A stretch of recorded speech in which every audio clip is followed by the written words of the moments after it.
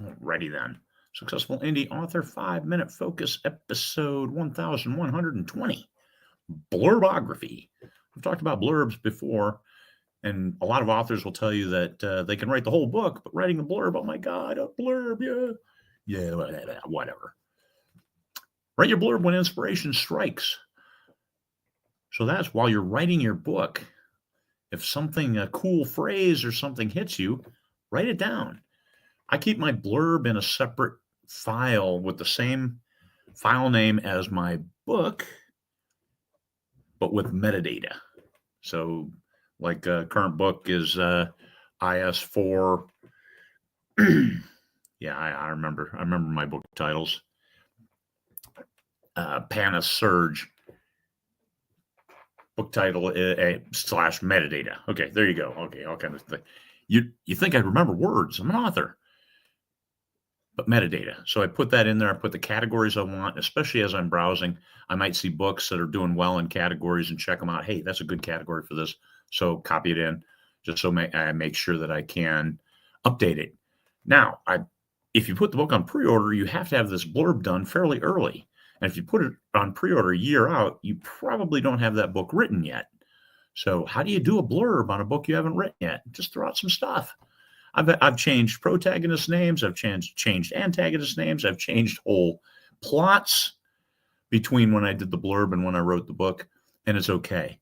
Just update it. I mean, it's easy to update blurbs on pretty much any platform. You just update it. It's digital world. Takes you a minute. But write that blurb when inspiration strikes, keeping in mind that it's ad copy. It is not a synopsis. It is not an exact snapshot of your book. Do not give anything away. Like, oh boy, they could have saved the world, and they did. Why read the book? How can they save the world? Try not to ask one-word answer kind of questions in your blurb. Like, will they save the world? Well, yeah, otherwise it wouldn't be a sequel and it'd be stupid. Earth is destroyed, but humanity has a chance. Oh, what's that about? That's a good hook. You want, let's see. You start with a placeholder, a grand question, and that's just something that, hey, this is what the book is going to answer. And that's what you want to leave the reader with. You can only get the answers to the stuff in the book. So that's the blurb. Maybe introduce the protagonist, maybe introduce the antagonist, maybe introduce the world, just a little bit of each. Don't overwhelm people with names and places and situations and all that stuff. Just ask questions. Backdrop of the events, take it easy on the backdrop. Just set the stage. Set the stage. How many blurbs have you read? Go through. There's millions on Amazon. Some of them are better than others. Look at the ones, hey, this hooked me.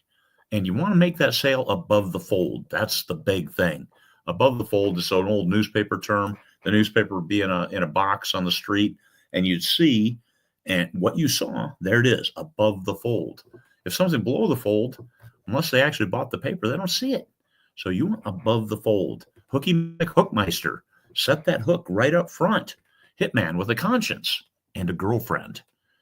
Well, that's not as hooky as I'd like, but I think it's great because that's what the books are about. So how does that resonate? Not as well as I like, but that's my hook. So maybe I'll change it over time. Who knows? You can do that. It's a digital world. It takes like 1 minute to change the hook, but the hook is where it is. And above the fold, if you can get people to say buy now with above the fold, then you have won. The cover has brought them to the product page, and then that blurb, the blurb. Keep in mind, if you're inspired while you're writing the story, take 3 seconds and copy that into your other file. So now you've got all these snippets that you can pick and choose from to improve your blurb. Blurb is where it makes the sale. So when you think of something neat, like, oh, hey, that would be the hook. Watch. Do that voice memo thing and record it. Do not lose your hook.